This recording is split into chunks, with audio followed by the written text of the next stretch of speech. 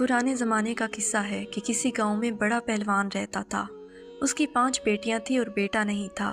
بیٹے کی خواہش میں وقفہ بھی نہیں کیا، لیکن جو اللہ کی مرضی۔ اس پہلوان نے بیٹیوں کو شہزادیوں کی طرح پالا پوسا۔ بڑی بیٹی کبرا جوان ہوئی تو رشتے آنا شروع ہو گئے۔ ابھی 16ویں سال میں ہی تھی کہ پہلوان نے اس کے ہاتھ پیلے کر دیے، کیونکہ اس زمانے میں 15-16 سال کی لڑکیوں کی شادی کر دی جاتی تھی۔ پہلوان تھا تو داماد بھی پہلوان ہی پسند آیا۔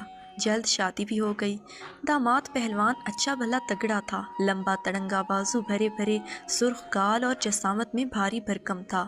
شادی کے بعد کبرا کو پتہ چلا کہ میاں غصے کا تیز ہے، بات بات پر غصہ کرتا ہے۔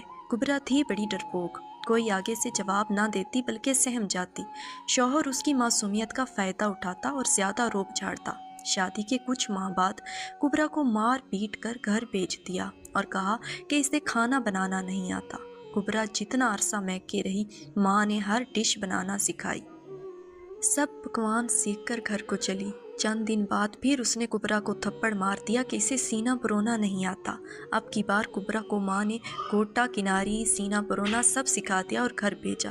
اب داماد جی کو اور تو کوئی بہانہ نہ ملا تو اس بات پر مارا کہ آٹا گوندتے وقت ہلتی کیوں ہو۔ کبرا کی گال تھپڑ کی وجہ سے نیلو نیل تھی۔ روتے ہوئے باپ کے گھر آئی۔ باپ کی سمجھ میں یہ بات اب آئی کہ داماد پہلوان میری بیٹی کو اس کی خامیوں کی وجہ سے نہیں مارتا، بلکہ اس نے میری بیٹی کو لاوارث سمجھ لیا ہے۔ میری بیٹی کی چپ اسے شیر بنا رہی ہے۔ اس نے سوچا اب میں بتاؤں گا کہ وہ کس کی بیٹی ہے۔ 2 ماہ گزر گئے لیکن داماد جی سے معافی نہیں مانگی گئی۔ داماد پہلوان نے سوچا کہ چلو میں ہی سسر جی کے گھر جاتا ہوں۔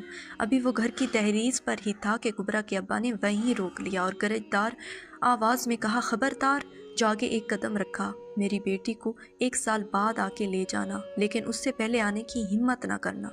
داماد پہلوان غصہ پی کے رہ گیا اور الٹے قدموں واپس گیا۔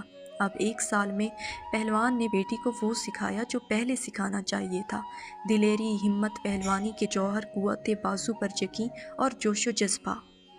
پورے 1 سال بعد پہلوان داماد لینے آیا۔ باپ نے بیٹی کو دعاؤں کی چھاؤں میں رخصت کیا۔ اب کی بار دوبارہ پہلوان داماد کی پرانی فطرت جاگی اور وہ کبرا پر ہاتھ اٹھا رہا تھا کہ کبرا نے اس کا ہاتھ پٹخ کر رکھ دیا کہ اس کا ہاتھ لٹک کر رہ گیا۔